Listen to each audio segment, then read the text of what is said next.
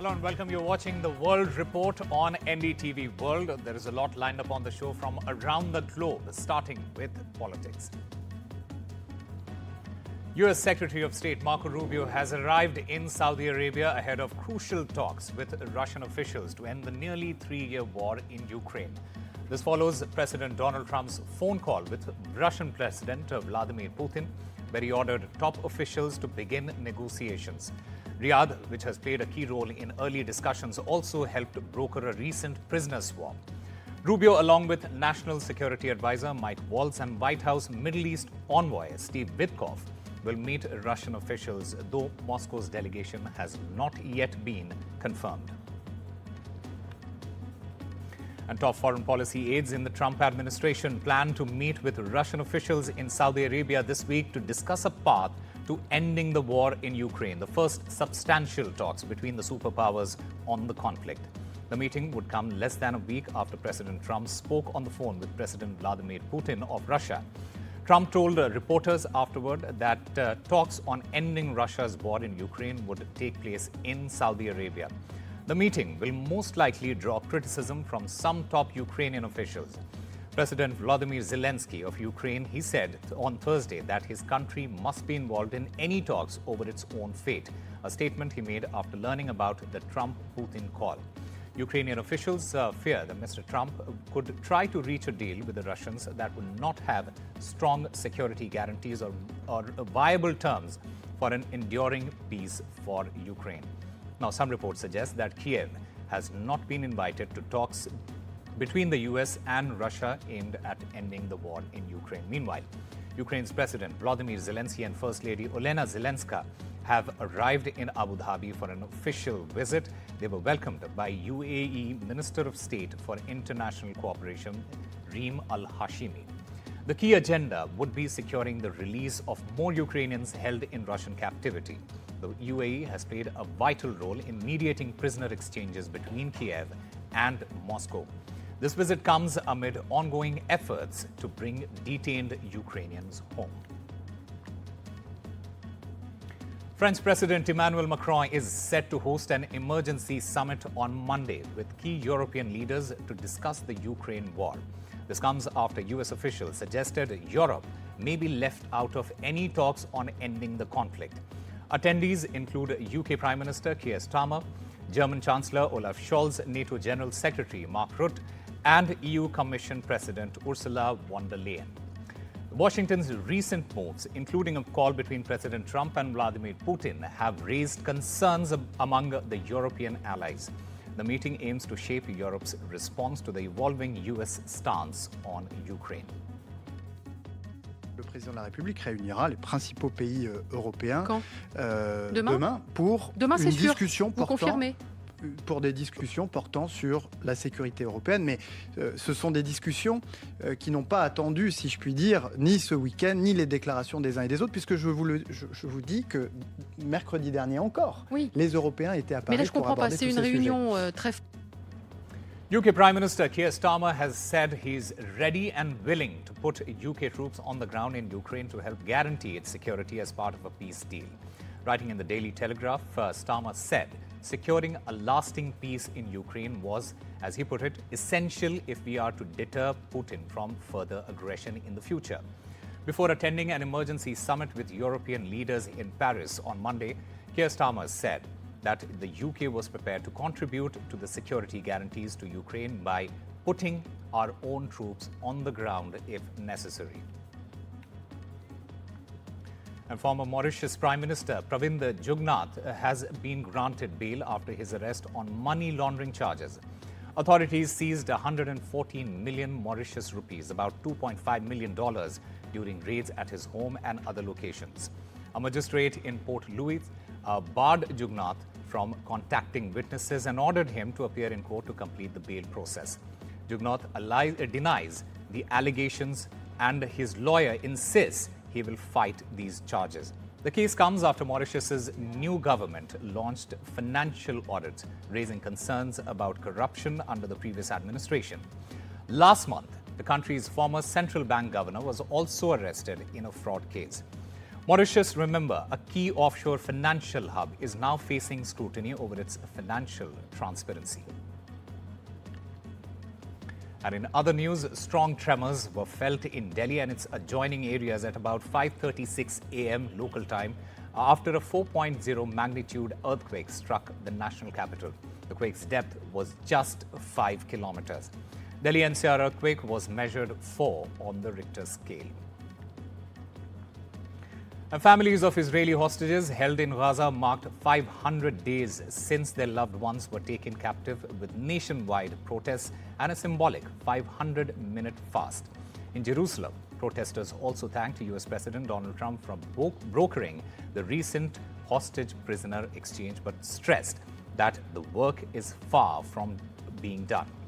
Talks on the second phase of negotiations, which could secure more releases, have yet to begin, raising fears that Israel's military may resume operations after the current ceasefire phase ends in 2 weeks. Take a listen. It's been 500 days that the hostages that are still alive have been suffering tremendously. We see how they're coming out. We hear about the tortures they've gone through. We've heard about the starvation. We know that we cannot let this happen. And I want to extend my gratitude to President Trump for stepping up, for showing leadership, and for bringing forth this agreement that finally has enabled us to see some of our brothers and sisters coming out of this torment. However, the work is far from being done. Israel's Prime Minister has said he's working to make U.S. President Donald Trump's plan to remove and resettle Gaza's population a reality. Benjamin Netanyahu said that he was cooperating with the U.S. on a common strategy for the Palestinian territory after a meeting with the United States Secretary of State Marco Rubio in Jerusalem on Sunday. The talks come after U.S. President Donald Trump proposed a U.S. takeover of Gaza and removal of the 2 million Palestinians there to neighboring countries.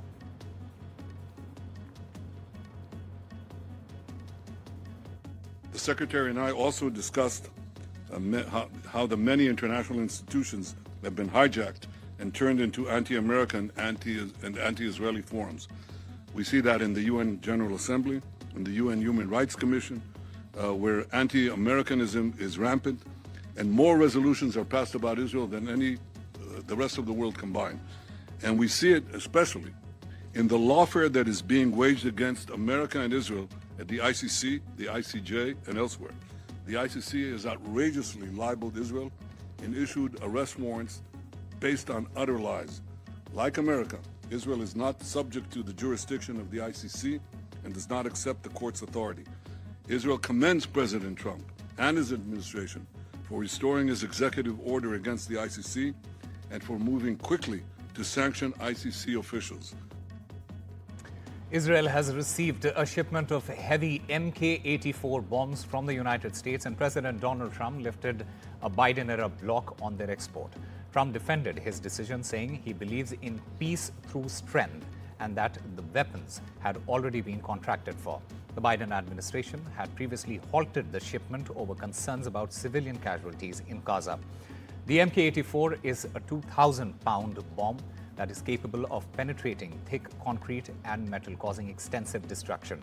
The decision marks a shift in U.S. policy, reinforcing Washington's military support for Israel. Now, the widow of late Russian opposition leader Alexei Navalny has accused President Vladimir Putin of seeking to conceal the truth about his death in an Arctic penal colony. Navalny's widow, Yulia Navalnaya, accused Putin of trying to cover up the true causes of his death and of erasing the memory of her late husband in a video released on the anniversary of his death. Authorities blamed Navalny's death, announced February 16th in 2024, on natural causes, a sudden spike in blood pressure and chronic diseases. His family and allies reject that and insist he was killed on orders from the Kremlin, accusations its officials deny. Tens of thousands of people attended his funeral in Moscow on the 1st of March in a rare show of defiance in a country where any street rally or even single pickets often result in immediate arrest. Спустя год после его смерти он пытается стереть имя Алексея из нашей памяти, скрыть правду об убийстве, заставить нас смириться. Но у него это не получится. Боль, которую мы чувствуем, делает нас сильнее. И этот год показал, что мы крепче, чем сами о себе думали. M23 rebels, allegedly backed by Rwanda, they have advanced into the strategic city of Bukavu in eastern Congo, meeting little resistance from government troops. Rebel commander Bernard Bayamungo, he claims that the group has controlled the city since midday on Sunday. Bukavu's capture follows M23's seizure of Goma in January, further eroding Kinshasa's authority in the east. The Congolese government accuses Rwanda of sending troops into Bukavu, calling it an occupation attempt. Rwanda denies these allegations, saying it is defending itself against a Hutu militia operating alongside the Congolese forces. The rapid escalation has raised fears of a broader regional conflict. The Trump administration has escalated its legal battle by turning to the United States Supreme Court to challenge a federal judge's ruling that temporarily blocked President Trump's attempt to remove Hampton Dellinger, head of the Office of Special Counsel. This move could signal a significant legal test as the administration seeks to assert executive control over independent agencies. The Justice Department's filing argues that the judge's order is an unprecedented attack on the separation of powers as it restricts the president's authority to manage the federal government.